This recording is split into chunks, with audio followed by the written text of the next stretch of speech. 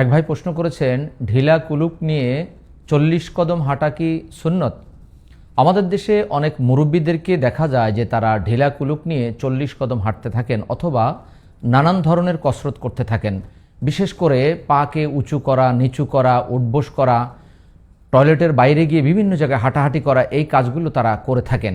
আল্লাহ তাআলা 2 নম্বর সূরা আল বাকারার আয়াতে বলেন, ইন্নাল্লাহা ইউহিব্বুত তাওয়াবিনা ওয়া ইউহিব্বুল মুতাতাহহিরিন।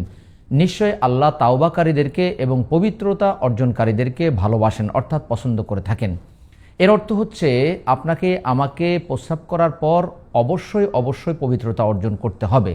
কিন্তু রাসূলুল্লাহ সাল্লাল্লাহু আলাইহি ওয়াসাল্লাম অথবা সাহাবায়ে কেরামগণ কেউই ঢিলা কুলুপ নিয়ে এইভাবে 40 কদম হেঁটেছেন এই মর্মে কোনো জাল হাদিসও পাওয়া যায় না।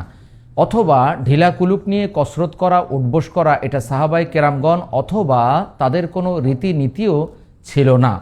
কিন্তু অতি উৎসাহী হয়ে আমাদের সমাজের কিছু ব্যক্তিবর্গ এই কাজগুলো করে থাকেন।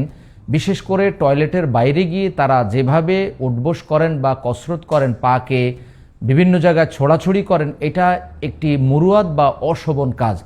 যেমন রাস্তার পাশে বসে প্রস্রাব করা, হেঁটে হেঁটে কোনো খাবার খাওয়া, এটা যেমনিভাবে মুরুয়াত বা অশোভন কাজ, ঠিক তেমনিভাবে ঢিলা কুলুপ নিয়ে 40 কদম অথবা এই পরিমাণ হাঁটা, এটাও মুরুয়াত বা অশোভনীয় একটি কাজ। যাদের প্রস্রাব ফোঁটা ফোঁটা পড়ে তারা যদি এই জাতীয় কোনো কাজ করতে চান, অর্থাৎ উঠবোস করতে চান বা ঢিলা নিয়ে বেশ কিছুক্ষণ ঘুরতে চান, তাহলে অবশ্যই তাদেরকে পর্দার আড়ালে এই কাজটা করা উচিত, অথবা টয়লেটের ভিতরে এটা তারা করতে পারেন। কিন্তু কোনো অবস্থাতেই টয়লেটের বাইরে গিয়ে বা জনসম্মুখে বা রাস্তার পাশে বা মসজিদের আশেপাশে অথবা মাদ্রাসার আঙ্গিনায় এই জাতীয় কর্মকাণ্ড করা, এটা অশোভনীয় একটি কাজ, মাকরু একটি কাজ। অতএব এই কাজ থেকে আমরা বিরত থাকার চেষ্টা করব। প্রয়োজনে আমরা টয়লেটের ভিতরে উঠবোস করব এবং আমরা আমাদের পবিত্রতা অর্জনের ব্যাপারে সতর্ক হব।